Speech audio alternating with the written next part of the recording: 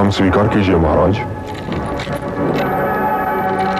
हे वासुदेव, स्थान ग्रहण करके मेरी राज्यसभा का मान बढ़ाइए। स्थान ग्रहण कीजिए वासुदेव। प्रणाम पितामह।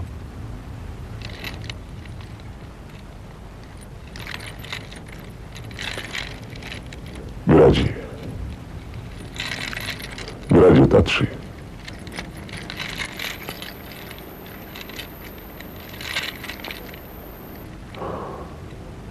हे वासुदेव, अब ये बताइए कि आप मेरे अनुज पुत्रों की ओर से क्या प्रस्ताव लाए हैं? हे महाराज, गंगापुत्र भीष्म को प्रणाम करने के उपरांत मैं ये निवेदन करना चाहता हूं कि मैं किसी की ओर से कोई प्रस्ताव लेकर नहीं आया हूं। मैं तो स्वयं अपनी ओर से आया हूं और अपना ही प्रस्ताव लाया हूं, परंतु यह विश्वास अवश्य दिलाता हूं कि जो कुछ मैं स्वीकार कर लूंगा उसे स्वीकार करने में पांडव संकोच नहीं करेंगे। हे महाराज, आप तो स्वयं ज्ञानी हैं और जानते हैं कि शांति कोई प्रस्ताव नहीं जिस पर वाद विवाद चले। शांति एक आवश्यकता है। युद्ध में पराजय तो एक ही की होती है, किंतु दोनों ही ओर से लड़ने वाले योद्धा वीर गति को प्राप्त होते हैं। इस राजसभा में गंगापुत्र भीष्म जैसे ज्ञानी और महात्मा उपस्थित हैं। कृप और द्रोण जैसे आचार्य विराजमान हैं। योद्धाओं की जो भीड़ इस राजसभा में है वो आज कदाचित संसार की किसी और राजसभा में नहीं है, और इसीलिए इस राजसभा का दायित्व भी सबसे अधिक है। यदि युद्ध हुआ तो महात्माओं और योद्धाओं का यह जमघट निस्संदेह ही बिखर जाएगा महाराज, निस्संदेह ही बिखर जाएगा। हे महाराज, यदि ऐसा हुआ तो इतिहास उन सारे आंसुओं का उत्तरदायी आपको ठहराएगा जो इस महायुद्ध के उपरांत बहाए जाएंगे। हे नरेश, आप भरत के वंशज हैं। आपके पास धर्म की धरोहर है, मर्यादाओं का निक्षेप है, इतिहास की थाती है। आप न्यासधारी हैं, और आप जैसे न्यासधारी के होते न्यास का अपभंग नहीं होना चाहिए महाराज, न्यास का अपभंग नहीं होना चाहिए। और इसीलिए हे धर्म ध्वज रक्षक, मैं जो कहने जा रहा हूं उसे ध्यान से सुनिए। शांति कभी असंभव नहीं हो सकती, और इसीलिए कुरुवंश को शांति के मार्ग पर ले चलिए महाराज, शांति के मार्ग पर ले चलिए कि इसी में भरतवंश, भारतवर्ष और सारे संसार की भलाई है। इतिहास गंधार नरेश शकुनी से यह नहीं पूछेगा कि इन्होंने द्यूत क्रीड़ा में कपट क्यों किया था, क्योंकि वो कपट आपकी सभा में हुआ था महाराज।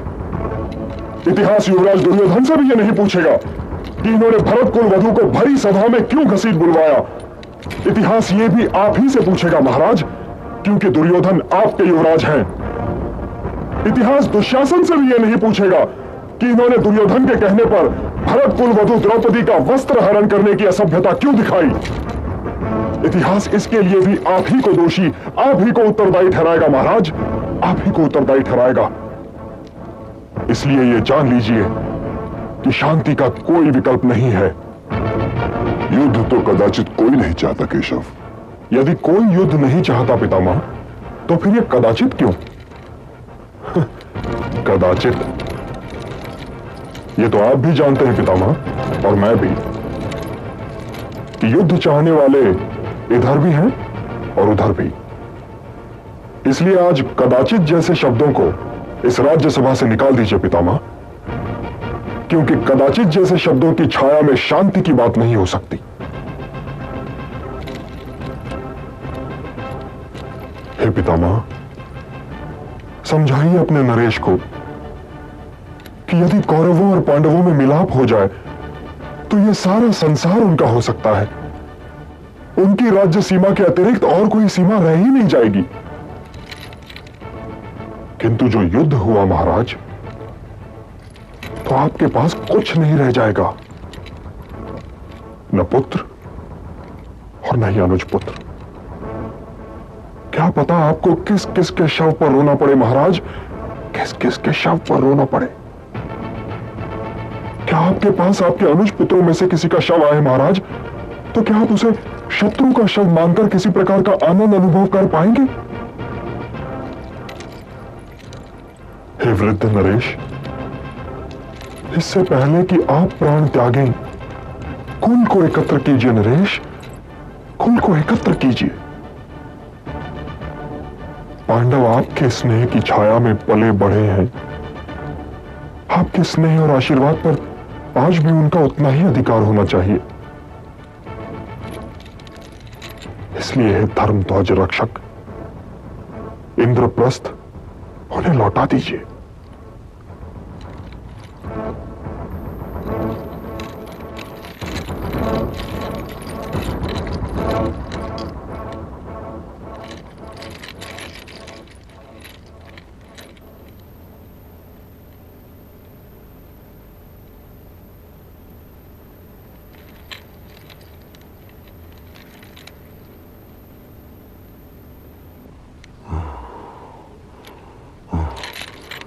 वासुदेव, मुझे यह शांति प्रस्ताव स्वीकार नहीं है। सोच तो लेते पुत्र, इसमें सोचना क्या है पितामह?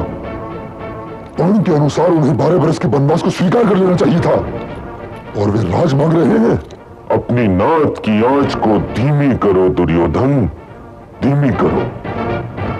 जैसे कुल्हाड़ी वृक्ष को काटकर गिरा देती है, वैसे ही व्यक्ति का कपट कुल्हाड़ी बनकर स्वयं उसे काट डालता है। और ये भी देखो वत्स, वासुदेव मित्र की भाषा बोल रहे हैं, और मित्र की भाषा ये कह रही थी कि मैं अपना आधा राज उन्हें दे दूं।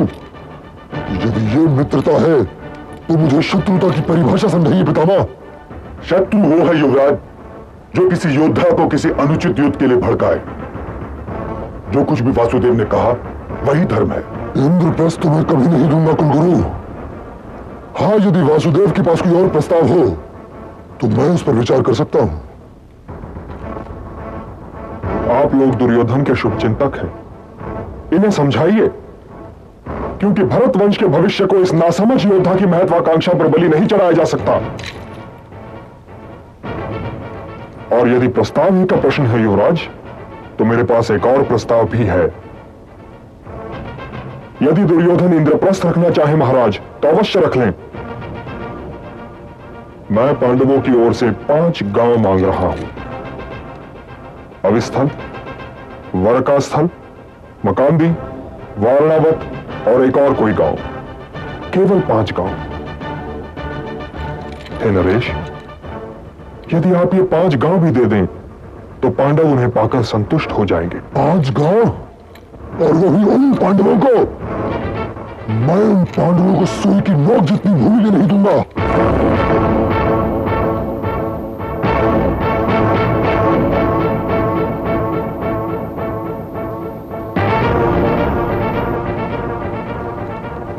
हे दुर्योधन, अपनी माता श्री शिव भक्तिनी गांधारी को अपने शव पर विलाप करने के लिए क्यों आमंत्रित कर रहे हो? वासुदेव, यदि तुम दूत न रहे होते तो तुम्हारे ये कहने पर दुर्योधन।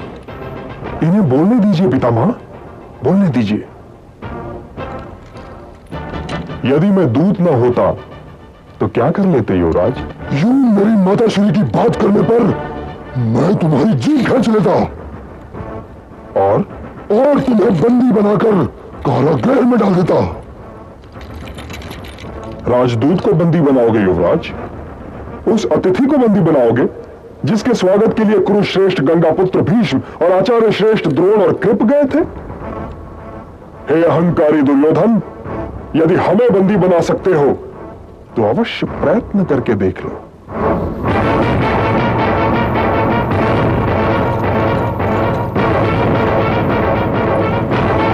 सैनिक, इस ग्वाले को बंदी बना लो।